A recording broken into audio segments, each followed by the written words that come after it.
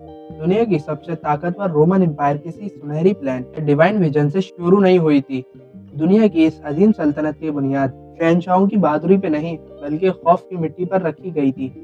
रोम का उरूज कोई हीरोइज्म की दास्तान नहीं थी, बल्कि सर्वाइवल की मजबूरी थी। शुरुआत में रोम सिर्फ एक छोटा सा शहर था। अपने पड़ोसियों का डर, अपने दुश्मनों का डर और सबसे ज्यादा अपने अंदर की बगावत का डर।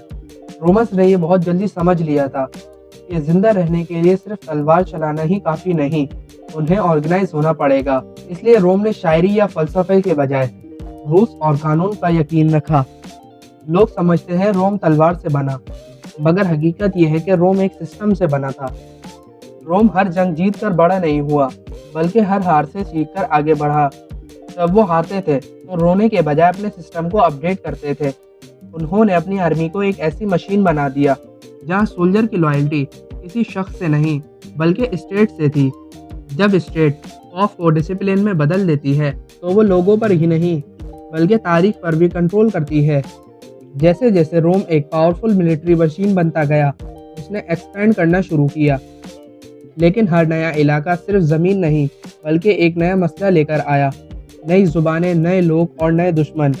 एक वक्त ऐसा आया जब रोम इतना बड़ा हो गया कि अब वो खुद को संभाल नहीं पा रहा था। आज हम जब भी हिस्ट्री की बुक्स में रोमन की कहानी पढ़ते हैं तो हमें बड़े बड़े मॉन्यूमेंट्स और रोड्स नज़र आते हैं, मगर उस वक्त का रोमन सिटीजन हिस्ट्री नहीं बना रहा था, वो सिर्फ सरवाइव कर रहा था। रोमन एम्पायर ऊपर से तो जीत रहा था, लेकिन नीचे बुनियादें हिलती जा रही थी। महंगाई, टैक्सेस और आर्मी की ज़रूरत से ज़्यादा भर्तियाँ और फ्यूचर की बेयकीनी। रोमन एम्पायर के शहंशाह अपने शहरियों को बताते थे कि रोमन हमेशा रहेगा, मगर आम आदमी सोचता था, अगर रोम हमेशा रहेगा तो मेरी ज़िंदगी इतनी अनस्टेबल क्यों है। जब सिस्टम इंसानी ज़रूरियात से ऊपर निकल जाए तो वो प्रोडक्शन नहीं, एक प्रेशर कुकर बन जाता है। हिस्ट्री की किताबों में लिखा है कि रोम को बारबेरियंस ने ख़त्म किया, मगर सच तो ये है रोम ने खुद ही अपने आप को धीरे धीरे ख़त्म किया। जब लोग बोलना बंद कर देते हैं और सिर्फ खामोशी से बर्दाश्त करना सीख लेते हैं तो एम्पायर जिंदा होते हुए भी अंदर से मर जाते हैं। रोम का कोलैप्स कोई एक दिन में नहीं हुआ, ये एक स्लो डिके था। सिस्टम इतना कॉम्प्लेक्स हो गया कि ऑर्डर्स पहुंचते पहुंचते हालात बदल जाते थे। सबसे बड़ी गलती तब हुई जब स्टेट ने करेंसी की कीमत गिराना शुरू की। कॉइन्स में सोने की मिकदार कम होती गई, मगर नाम वही रहा। स्टेट को लगा लोग नोटिस नहीं करेंगे, मगर रोमन सिटीजन्स ने पहले ही महसूस किया। जब उनका अपनी करेंसी पर से यकीन उठ गया तो उनके लिए यह सिस्टम भी एक धोखा ही रहा, तो उनका सिस्टम पर से भी भरोसा उठ गया। जब किसी स्टेट की एलिट लोग अपनी अलग दुनिया में रहने लगे और आम लोग अपनी सेविंग्स को ख़त्म होते देखें तो समझ लो एक कोलैप्स इरिवर्सिबल हो चुका है।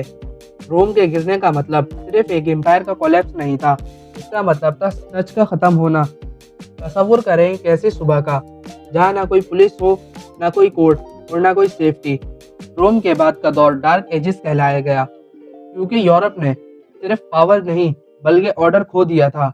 कल तक जो रोड्स तरक्की का रास्ता थी, अब वहाँ डाकुओं का राज था। वहाँ की ट्रेड रुक गई, शहरी भूखे मरने लगे और वहाँ के लोग खौफ के एक नए दौर में चले गए। अब पावर शहर के बीच में नहीं, बल्कि उन लोगों के पास थी जिनके पास तलवार थी। हर कोई अपना कानून बना रहा था, ट्रस्ट खत्म हो चुका था, लोगों का स्टेट पर से भरोसा उड़ गया था। आज की सुपर पावर्स जैसे यूएसए और चाइना भी इसी गुमान में है कि वो हमेशा रहेंगी। उन्हें लगता है कि हिस्ट्री के कवानीन उन पर अप्लाई नहीं होते। रोम के आखिरी दिनों में भी लोग यही कहते थे, हम कभी नहीं गिरेंगे। आज भी वही पैटर्न्स दोहराए जा रहे हैं।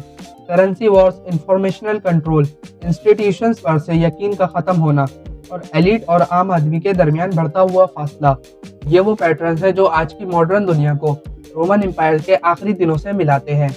लैंग्वेजेस बदल गई हैं, टेक्नोलॉजी अपग्रेड हो गई है, लेकिन इंसानी ईगो वही है।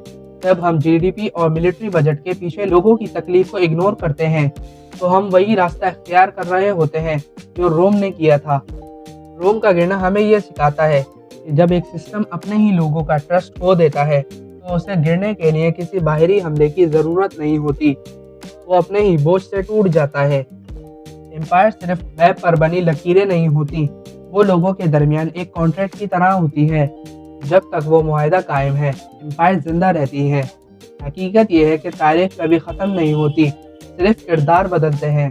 हम अक्सर पूछते हैं कि अजीम सल्तनतें कैसे गिरती हैं, मगर शायद हमें ये पूछना चाहिए कि क्या हमने उनके गिरने के बाद कुछ सीखा? क्योंकि जब कोई निज़ाम टूट-फूट का शिकार होता है, तो वो सिर्फ पत्थरों और इमारतों का कोलैप्स नहीं होता, वो हमारी उम्मीदों और एक दूसरे पर यकीन का कोलैप्स होता है। सवाल ये नहीं कि अगला कोलैप्स कब आएगा, सवाल ये है कि क्या हमने इंसानियत को सिस्टम से ऊपर रखना सीख लिया है? रोमन एम्पायर सिर्फ एक पावरफुल एम्पायर नहीं थी, बल्कि वो एक ऐसी एम्पायर थी जिसका असर आज भी हमारी मॉडर्न वर्ल्ड पर है। ओके, ये थी आज की वीडियो पसंद आए तो वीडियो को लाइक करें, शेयर करें और ऐसे ही हिस्ट्री प्लस जियोपॉलिटिकल वीडियोस को देखने के लिए इस चैनल सुभान डिकोड्स को सब्सक्राइब करना ना भूलें।